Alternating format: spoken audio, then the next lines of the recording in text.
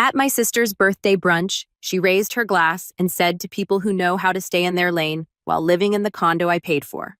So I took a sip and told her she had 30 days to move out because what still amazes me, no matter how many times it happens, is the sheer selfishness of my family. Like not the small kind where someone eats your leftovers or forgets your birthday. I mean the kind where people will take whatever they want from you, smile while doing it, and then act offended when you finally say no. I used to think maybe it was just bad communication or that I was too sensitive, but this brunch ended any doubt I had. Claire's birthday brunch. That's where it all cracked open. I showed up already drained, knowing this wasn't going to go well. Claire had insisted on hosting it at our mom's house for ambiance, which really just meant free alcohol and someone else to clean up. She was wearing all white like she was getting married, and she was already a few glasses deep by the time I arrived. The moment I walked in, I could tell something was off. Claire had that smirking confidence she gets when she thinks she's about to win something. Mike was chasing their toddler around like he was dodging landmines, and our mom was sipping Bellinis like it was noon on a cruise ship. I took a seat, nodded at my cousins, Emma and Jared, two of the few people in the family who still live in reality, and poured myself a mimosa. I tried not to think about the apartment. 6 months ago, I let Claire and Mike move into the condo I bought out. They were desperate, she said. They'd been evicted. Mike was between jobs, daycare was too expensive. She cried on the phone, told me they just needed 2 months. I said, fine. But 2 turned into 4, then 6. No rent, just utilities, which they even struggled with. Meanwhile, I was eating the HOA fees, the property taxes, and every opportunity one had to earn from that place. And they just kept saying, we're almost there. And still I kept quiet until the toast. Claire stood up, glass in hand, swaying a little. Everyone quieted down. She smiled at the room and said, to me, and to people who know how to stay in their lane. Then she looked directly at me. Everyone else looked too. Even the kids stopped babbling. I couldn't believe it. I'd let her live in my condo rent-free for half a year, and she had the nerve to throw shade at me during her toast, so I lifted my mimosa. To people who now have 30 days to find a new apartment since I just sold the condo you live in. The silence was so loud it was almost funny. Then Claire's fork clattered onto her plate. Mom leaned toward me and whispered, "What did you do?" I took a sip. What I did, Mom, was finally take my life back. I'd stayed quiet for too long. I bought that condo as an investment, not a favor. I was already planning to sell it and use the money for a down payment on a place out of state somewhere without this level of dysfunction. I gave them more than enough time, more than enough patience. And this is what I got, Dad muttered. Seriously, Andrew, like I'd shot someone at the table. You've had 6 months, I said. I didn't make a scene. I didn't even tell you when I listed it. But I'm not your safety net anymore. Claire's voice cracked. You're selling the apartment without even talking to us. I gave you a roof over your head for free, I said. You toasted to people staying in their lane. Well, I'm switching highways. Mike finally spoke up, trying to calm everything down. But Mom was already on a rant about how I always picked the worst moments to make a point and how this was supposed to be a family celebration. You could have waited until tomorrow, she said. And she could have kept my name out of her mouth, I said. But here we are. Emma just stared at her plate. Jared looked like he was trying not to laugh. Claire stood up. So what? We're homeless now. No, I said. You have 30 days. I even plan to help you with first month's rent. I was going to tell you that today, but after this, you'll need to figure it out on your own. Panic started rippling through the room. Voices got louder. Dad swore. Mom spilled her drink. Claire stormed off to the kitchen and Mike followed like a kicked puppy. I stood up and said happy birthday, then walked out. Emma and Jared came after me in the driveway. Emma said, that was brutal. Jared added, but fair. I nodded. This was just the beginning. The next morning, I woke up to 20 missed calls. Claire, Mom, even Mike, who hadn't called me once in 6 months, had suddenly remembered my number. There were voice messages too, all with the same fake calm that people use when they're trying not to scream. I ignored every one of them. By noon, the messages turned aggressive. Claire accused me of being heartless. Mike said I was destabilizing their son's life. Mom left a long voicemail crying about family unity and asking how I could do this to my own blood. It almost impressive how fast they turned me into the villain. Emma texted me, "You okay?" I wrote back. Surprisingly, "Yeah, I actually feel fine," she replied. "Good. They're all losing it." Claire said she's calling a lawyer. LOL. That part didn't surprise me. Claire always thinks a dramatic threat will make people fold, but there's nothing illegal about selling your own property. She had no lease, no agreement, Just a favor stretched too far.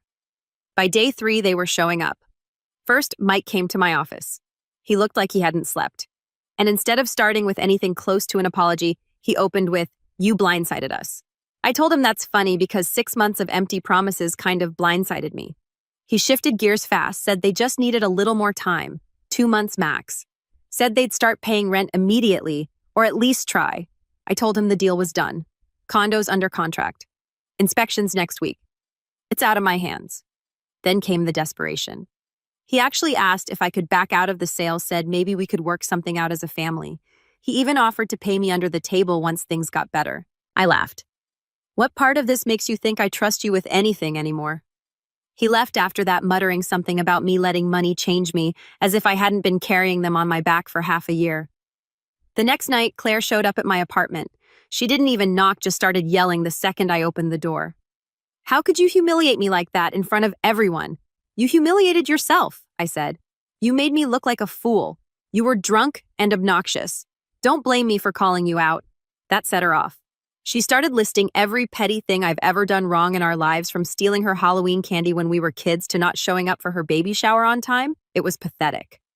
Finally, I told her flat out, "You have a week and a half. I suggest you start packing." She screamed that she wasn't going back to live with our parents. That was the first I'd heard that option even on the table. "You're not staying in my place and you're not staying with me," I said. "Figure it out." She stormed off, swearing she'd never speak to me again, which was fine by me. Later that night, Mom called drunk. I could tell by the way she kept repeating herself. She said things like, "You don't do this to your own sister, and if your father were sober enough to talk, he'd tell you the same." Then she slipped up and said what I think she really meant. "You think you're better than us because you've got your little job and your money and your rental properties. But don't forget who changed your diapers." I hung up because that's the thing. They always talk about family when they need something, but when I need space or respect or even a basic thank you, it's radio silence. Emma and Jared invited me out the next day.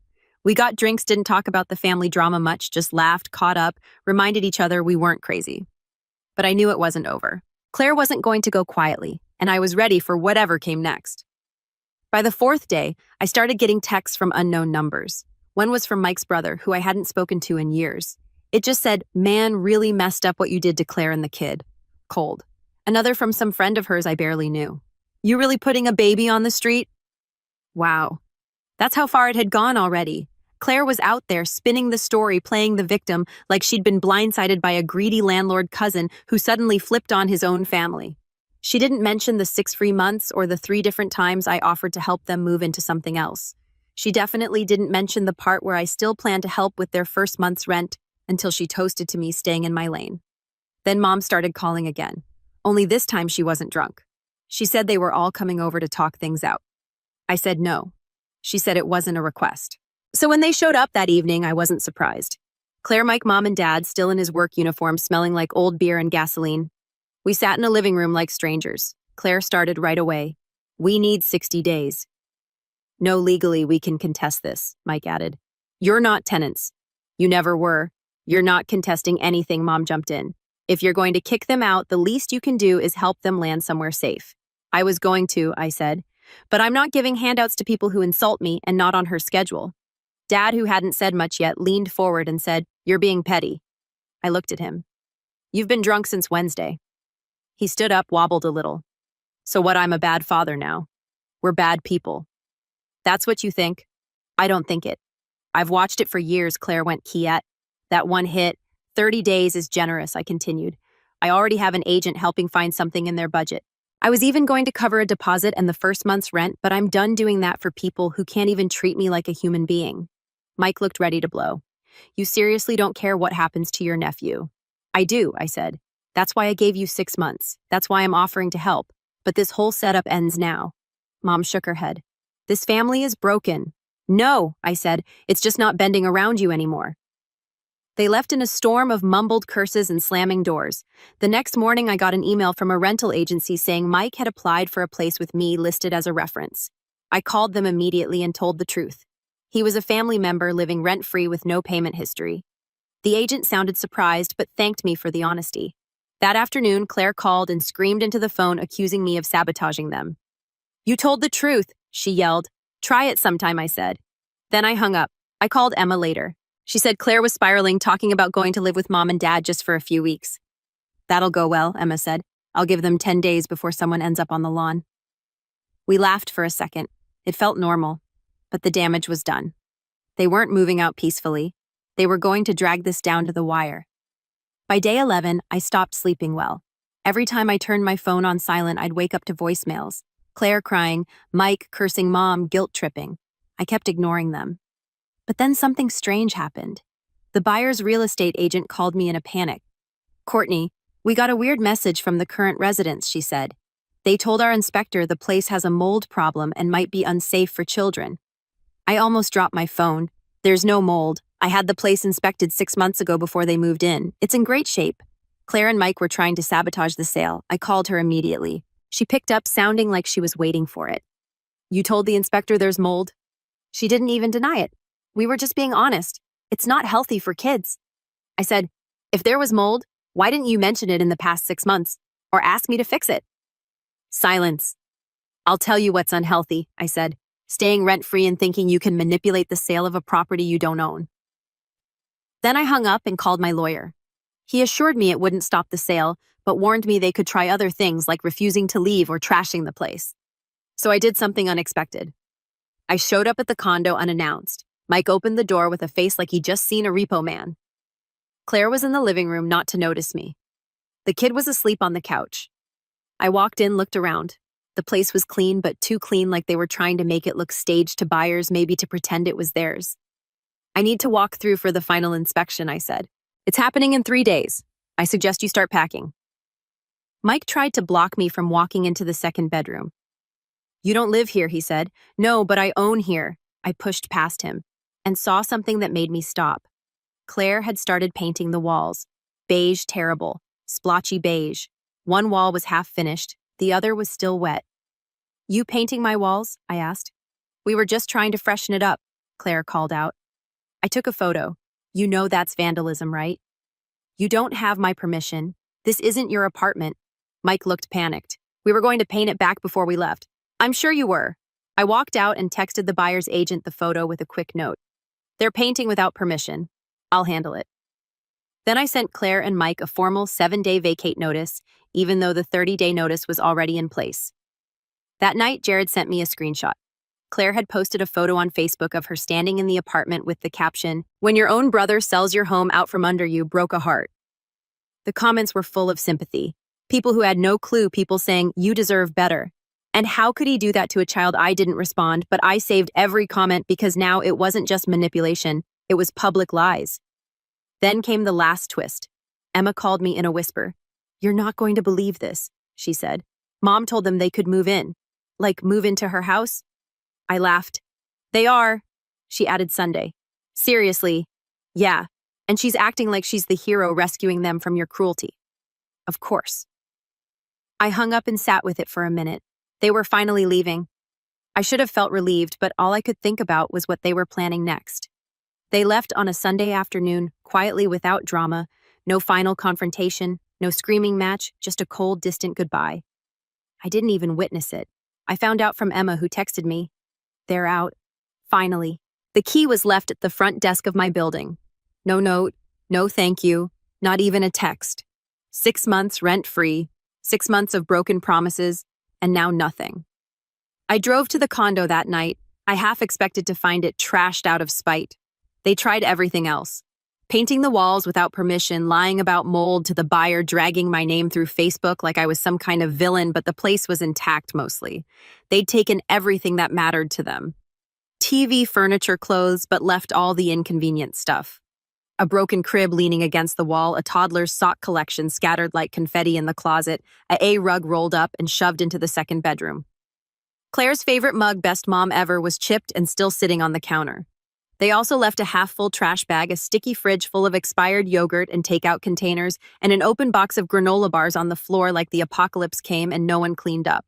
I found a toddler's drawing taped to the bathroom mirror, stick figures with family written across the top in shaky purple marker. It hit me harder than I expected. Not because I missed them, but because of how much I had let this get to me. How much space they'd taken up in my mind, my time, my money. I bought this place as an investment, something for my future. They turned it into a burden and made me feel guilty for wanting it back. No more. The buyer's agent came the next morning. She glanced around and said, "Honestly, I expected worse after everything you described." I told her they'd already done their damage, just not to the walls. The inspection passed without issue. Sale closed that Friday. I signed the last document, and within hours the wire hit my account. More money than I'd ever seen in one place. It should have felt amazing. Instead, I sat at my kitchen table and stared at it thinking, why does this feel more like relief than victory? That same day, I got a call from Mom. I knew I shouldn't answer, but I did. Her voice was tight and sharp. They came here with nothing. We had to buy groceries, the baby's screaming all night, and Mike's sleeping on the floor. You told them they could stay, I said. You forced them here. Where else were they supposed to go? They had 6 months to figure that out. I gave them time warnings and offers. They ignored all of them. Then she dropped the real reason for her call. Claire's talking about pulling the kid out of daycare, says they can't afford it now. She says you won't help anymore. I won't. She's your sister. And I was her landlord. Her very generous, very patient landlord. I stopped being her ATM the moment she stood up at brunch and toasted to me staying in my lane. She was drunk. She was honest. Silence. Then she hung up. That night, Jared messaged me. For your information, you're officially the villain. Family meetings are half about what you did and half about what you owe everyone. I replied, let them build a statue. I'm moving next week. And I did. Put an offer on a place in a smaller city 3 states away. Quiet neighborhood, no family nearby, and a park 2 blocks down. My offer was accepted within 24 hours. I didn't throw a goodbye party, didn't send out a change of address card, just started packing. The night before the move, I sat alone in my apartment with a beer looking around the empty walls. 6 months ago, I let my sister in thinking it would help her get back on her feet. All it did was remind me that some people don't want stability. They want someone else to carry the weight while they pretend they're standing tall. The truth is, Claire and Mike weren't ungrateful just once. They were ungrateful every single day they stayed in that condo and never once said thank you. So no, I wasn't sad to leave. I was just done. I moved out on a Thursday morning, loaded my car with what I needed, and had the rest sent ahead by a moving company. No goodbyes. No last visits. I didn't tell anyone the address. Not Mom. Not Claire. Not even Jared. Only Emma knew. She helped me find the realtor. She earned it. The drive felt like exhaling for the first time in years. No more surprise visits. No more calls about just needing a little help. No more watching my sister play the victim while draining everyone around her. But it didn't end just because I left. 4 days after I arrived in the new city, I got a call from an unknown number. I let it go to voicemail. It was Claire. Hope you're happy, she said. You've completely destroyed this family. Mom says it's like you died. No one even wants to say your name right now. There was a pause and then she added, anyway, Mike has a line on a part-time thing and we're thinking about trying to get our own place again. Don't worry, we're not asking you for anything. We know better now. She hung up. I didn't call back. A week later, Emma texted me. Mom's exhausted. Claire's still there. Mike's job fell through.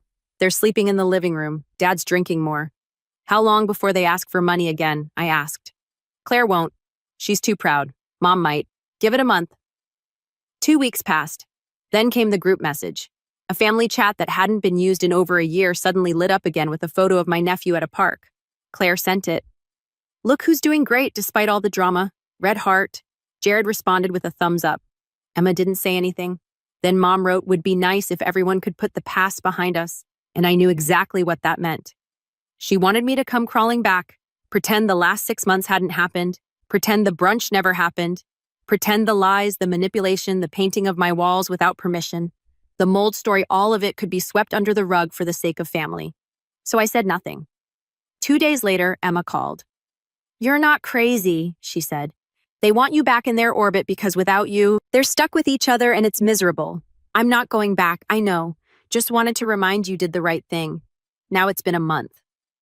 I walk to the park in the mornings, make coffee without interruptions, no banging on my door, no late night voicemails. And yet every now and then I check my phone half expecting another guilt trip. They're probably still talking about me, still blaming, still waiting for me to come home and fix things. But I'm not going back. Not because I don't care, because I finally do. About myself. The update. It's been just over 3 months since I left. Emma came to visit last weekend. First time anyone from the family had seen my new place. She brought a housewarming gift and said, I still can't believe you actually did it. We sat on the balcony and talked. She said Claire and Mike are still at mom's, still fighting. Mike's been through 2 job interviews, no offers. Claire started a side hustle selling handmade toddler clothes online. She's posting those vague quotes now, Emma said, laughing. Like sometimes God removes people from your life to protect your peace. I think I'm the people, I said. Mom's health isn't great. Stress mostly, Emma said. She won't admit it, but she's overwhelmed. She started calling Jared at night just to vent, and yet no one's apologized, not once. Not a call, not a text, not a message that says, hey, maybe we messed up too. Just silence and the occasional Facebook post aimed at me through passive-aggressive quotes. Meanwhile, I sleep better. My new neighbors are quiet. I joined a local gym. I started looking at buying a second property, one I'll actually rent to strangers this time.